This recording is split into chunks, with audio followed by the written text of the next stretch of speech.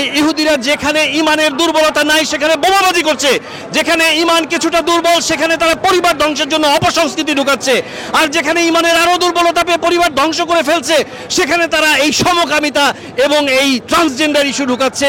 খুবই সাবধান হয়ে যেতে হবে, আমাদের বাংলাদেশকে ঐক্যবদ্ধ হতে হবে, মুসলিম জাতিকে ঐক্যবদ্ধ হতে হবে, যাতে আমরা তাদের সমস্ত পণ্য বর্জন করে এই মুসলিমের সংস্কৃতি ধারণ করে আমরা সামনে এগিয়ে যেতে পারি ইনশাল্লাহ। আমাদের বাংলাদেশ জাতীয়তাবাদী দল বিএনপির সম্মানিত ভারপ্রাপ্ত চেয়ারম্যান মহোদয় এর শুরু থেকেই এর বিরুদ্ধে সোচ্চার হয়েছেন এবং বিগত কয়েকদিন ব্যাপী লাগাতার ছাত্রদল, যুবদল থেকে শুরু করে আজকে বাংলাদেশ জাতীয়তাবাদী দল বিএনপি এবং তার বিভিন্ন অঙ্গ সংগঠনের পক্ষ থেকে যে প্রতিবাদ এবং সংহতি র্যালি, এটাই প্রমাণ করে যে বাংলাদেশ জাতীয়তাবাদী দল বিএনপি বিশ্ব মানবতার সাথে আছে। শহীদ রাষ্ট্রপতি জিয়াউর রহমান থেকে শুরু করে দেশনেত্রী বেগম খালেদা জিয়া এবং আগামী দিনের ইনশাআল্লাহ রাষ্ট্রনায়ক জনাব তারেক রহমান প্রো ইসলামিক এবং তারা যে ইসলামের ধ্যান ধারণা এবং এর সাথে বরাবরই ছিলেন এবং যখন ইসলাম বিপন্ন হয়েছে তখনই তাদের পাশে দাঁড়িয়েছেন, এটা তার একটা প্রমাণ বহন করে। আরেকটি বিষয় যেটা লক্ষণীয়, এর পাশাপাশি আমি বলতে চাই, কিছুদিন আগেই আমাদের সম্মানিত একজন আলেম, দেশ বরেণ্য একজন আলেম আল্লামা মামুনুল হক সাহেব আমাদের বাংলাদেশ জাতীয়তাবাদী দলের একটা প্রোগ্রামে এসে তিনি বলেছিলেন যে একটা কম্প্যারিজন দিয়েছিলেন। কম্প্যারিজনে তিনি একবার বলেছিলেন যে আবু তালেবের ভূমিকায় বাংলাদেশ জাতীয়তাবাদী দল অবতীর্ণ হয়েছে যখনই ইসলাম বিপন্ন হয়েছে। আমি তার সাথে শুধু একটা জিনিস একটু যোগ করতে চাই। আবু তালেব রাসূল সাল্লাল্লাহু আলাইহি ওয়াসাল্লামের চাচা যেরকম তার বিভিন্ন বিপদে আপদে তার পাশে দাঁড়িয়েছেন, কিন্তু তার পাশাপাশি আমি একটা জিনিস আপনাদেরকে স্পষ্ট করে মনে করিয়ে দিতে চাই। 5ই মে 2013 সালে যখন হেফাজতে ইসলাম বাংলাদেশ এই নাস্তিকদের বিরুদ্ধে দাঁড়িয়েছিল 13 দফা নিয়ে, তখন অফিসিয়ালি কোনো রাজনৈতিক দল যদি অফিসিয়ালি সারা ঢাকাবাসীকে নেমে আসতে বলে থাকে, সেটা হলো আপসহীন মাজলুম জননেত্রী দেশনেত্রী বেগম খালেদা জিয়া। সেজন্য আমরা এর সাথে যোগ করে মনে করিয়ে দিতে চাই যে এটা শুধু আবু তালিবের ভূমিকা না, বাংলাদেশ জাতীয়তাবাদী দল বিএনপি যখনই ইসলাম বিপন্ন হয়েছে তখন তারা আনসারের ভূমিকায় অবতীর্ণ হয়েছে। আনসাররা যেরকম মুহাজিরদেরকে সহযোগিতা করেছিল, শুধু তাদের লোকবল চেতনা এগুলো দিয়ে, জানমাল দিয়ে না, তাদের অফিসিয়াল সমর্থন দিয়ে তারা শুধু আবু তালেব কেন, তারা আনসারের ভূমিকায় অবতীর্ণ হয়েছে। আরেকটা বিষয় আমি একটু বলি, আজকে গাজার যে বিষয়টা, এটা আসলে একটা ধর্মীয় বিষয়। এটাকে রাজনীতি দিয়ে মোকাবেলা করতে গেলে যে অবস্থা হবে তাতে হয়তো সংকট পুরোপুরি উত্তরণ হবে না। এই ধর্মীয় বিষয়কে, এটাকে সমস্ত মুসলিম বিশ্ব একত্র হতে হবে, ঐক্যবদ্ধ হতে হবে। যে জন্য আমাদের আগামী দিনে ইনশাআল্লাহ রাষ্ট্রনায়ক জনাব তারেক রহমান বলেছেন যে কোনো ষড়যন্ত্র রুখে দিতে পারে সুদৃঢ় ঐক্য।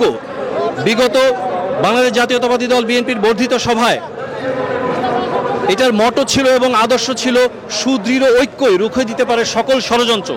আমাদেরকে মনে রাখতে হবে এই ইহুদি এবং জায়নিস্টরা, এমনকি তাদের মধ্যে যারা ধর্মপ্রাণ ইহুদি আছে, যারা তাওরাতকে ফলো করেন, তারা পর্যন্ত আজকে আফসোস করছে যে এই জায়নবাদীদের, এই জায়নিস্টদের এই বর্বরোচিত হামলার জন্য তাদের সমস্ত ইহুদিদের যারা ছড়িয়ে ছিটিয়ে আছে সারা বিশ্বে, তাদের জন্য কি পরিমাণ দুর্ভোগ অপেক্ষা করছে।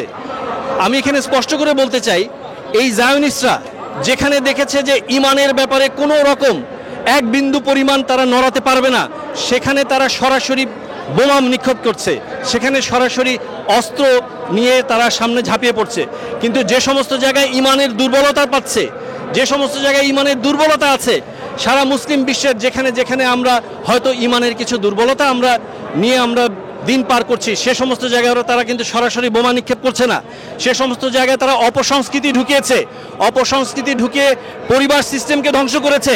আজকে আমরা দেখতে পাচ্ছি যে সমস্ত জায়গায় ইমানের দুর্বলতা আছে সেখানে অপসংস্কৃতি ঢুকিয়ে প্রথমে পরিবার ধ্বংস করেছে, এবং বর্তমানে তারা যেটা করছে, যে সমস্ত জায়গায় পরিবারের অবস্থা নড়বড়ে হয়ে যাচ্ছে, ইমানের দুর্বলতা আছে, সেখানে তারা শুধু এই পরিবার ধ্বংস অপসংস্কৃতি না, তারা সেখানে সমকামিতা এবং ট্রান্সজেন্ডারের মতো ইস্যু এখন ঢুকিয়ে দিয়ে সে সমস্ত জায়গায় তাদের ব্যক্তিত্বকে নষ্ট করার চেষ্টা করছে।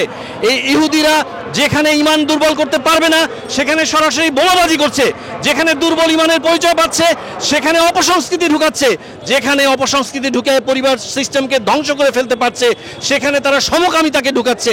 যেই সমকামিতা সম্বন্ধে আমি স্পষ্ট করে বলতে চাই, আজকে এই গাজা এবং রাফার উপর হামলার যে প্রতিবাদে যে আজকে র্যালি চলছে, সেদিন আমি স্পষ্ট করে বলতে চাই আমাদের বাংলাদেশের সর্বস্তরের মুসলিমদেরকে সাবধান হয়ে যেতে হবে, সতর্ক হয়ে যেতে হবে।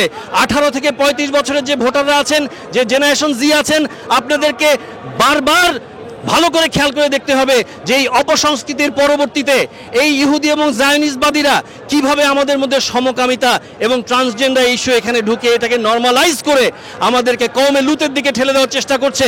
মনে রাখবেন, লরিয়াল কোম্পানিতে চাকরি করে যারাকে আমদানি করে এই ইহুদি জায়নিস্টদের পণ্যকে সাথে নিয়ে কোনোদিন ওই মুখে বুলিয়া ওড়ালেই হবে না যে আমরা এই গাজা এবং রাফার অত্যাচারের বিরুদ্ধে আছি।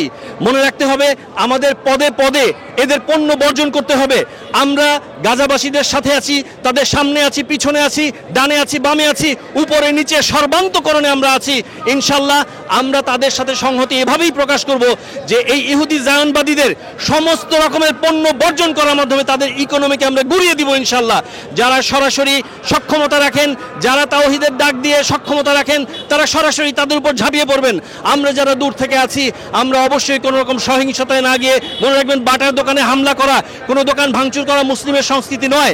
আমাদের একমাত্র উপায় হতে পারে এই মুহূর্তে তাদের পণ্য সর্বান্তকরণে বর্জন করা, যেটা আমাদের আগামী দিনের রাষ্ট্রনায়ক দেশনায়ক জনাব তারেক রহমান তার দলকে সর্বান্তকরণে নির্দেশ দিয়ে বহুবার এই কাজ করেছেন এবং সেদিনও প্রতীকীভাবে আমাদের ঢাকা মহানগরের যে নেতৃবৃন্দ তারা এর সূচনা ঘটিয়েছেন ইহুদি পণ্য বর্জন করার মাধ্যমে। পরিশেষে আপনাদেরকে সবার আবারও বলতে চাই, এই গাজাবাসীদের উপর যে বর্বরচিত হামলা, এর জন্য সমস্ত মুসলিম বিশ্বকে ঐক্যবদ্ধ হতে হবে।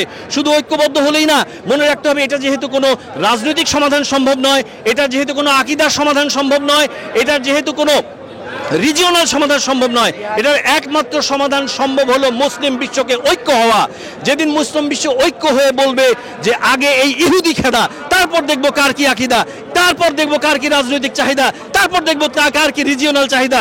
যখন মুসলিম বিশ্ব এই ইহুদি খেদা হয়ে এই মুসলিম হিসেবে ঐক্যবদ্ধ হবে, যখন আকীদার মারামারি করবে তখন বলবে আমার এই আকীদা, তার এই আকীদা। যখন রাজনৈতিক কথা বলবে তখন বলবে আমার এই রাজনৈতিক সুবিধা, তার ওই রাজনৈতিক অসুবিধা। যখন রিজিওনাল কথা বলবে তখন বলবে আমার এই রিজিওনাল সুবিধা, তার ওই রিজিওনাল অসুবিধা। এই জন্য বলতে হবে আমি মুসলিম, আমার উপর হামলা করা হচ্ছে তার কারণ আমার পরিচয় মুসলিম, আমার উপর অত্যাচার করা হচ্ছে কারণ তার পরিচয় মুসলিম। আমার এই মুসলিম পরিচয়ের কারণে যেই অত্যাচার এবং নির্যাতন এই দীর্ঘদিন ব্যাপী, কারণ এই গাজা, এই ফিলিস্তিন, এই মসজিদুল আকসার আশেপাশের ঘটনা কোরআন দ্বারা শিক্ষিত যেটা বরকতময় এলাকা, এই বরকতময় এলাকাকে বারবার মুসলিমদেরকে আঘাত করার জন্য, খোঁচা দেওয়ার জন্য, এই পদদলিত করে রাখার জন্য এই হামলা করা হচ্ছে। এই ইহুদিরা যেখানে ইমানের দুর্বলতা নাই সেখানে বোমাবাজি করছে, যেখানে ইমান কিছুটা দুর্বল সেখানে তারা পরিবার ধ্বংসের জন্য অপসংস্কৃতি ঢুকাচ্ছে, আর যেখানে ইমানের আরো দুর্বলতা পেয়ে পরিবার ধ্বংস করে ফেলছে সেখানে তারা এই সমকামিতা এবং এই ট্রান্সজেন্ডার ইস্যু ঢুকাচ্ছে। খুবই সাবধান হয়ে যেতে হবে। আমাদের বাংলাদেশকে ঐক্যবদ্ধ হতে হবে, মুসলিম জাতিকে ঐক্যবদ্ধ হতে হবে, যাতে আমরা তাদের সমস্ত পণ্য বর্জন করে এই মুসলিমের সংস্কৃতি ধারণ করে আমরা সামনে এগিয়ে যেতে পারি ইনশাল্লাহ। পরিশেষে আবারও আমাদের আগামী দিনের রাষ্ট্রনায়ক দেশনায়ক জনাব তারেক রহমানের সেই অমোঘ বাণী, সুদৃঢ় ঐক্যই রুখে দিতে পারে সকল ষড়যন্ত্র। মুসলিম জাতিকে ঐক্যবদ্ধ হয়ে এই বাংলাদেশের পক্ষে শক্তিতে ঐক্যবদ্ধ হয়ে যেখানে ইহুদিরা যেই সুরত ধারণ করে যেভাবে হামলা করছে সেই হামলার বিরুদ্ধে রুখে দাঁড়াতে হবে। সবাইকে ধন্যবাদ। আজকে এই গাজাবাসীর এবং রাফাবাসীর উপর বর্বরচিত হামলার যে সংহতি, তার প্রতিবাদে যে সংহতি, এটা সফল হোক। সবাইকে ধন্যবাদ। আসসালামু আলাইকুম ওয়া রাহমাতুল্লাহি ওয়া বারাকাতুহু।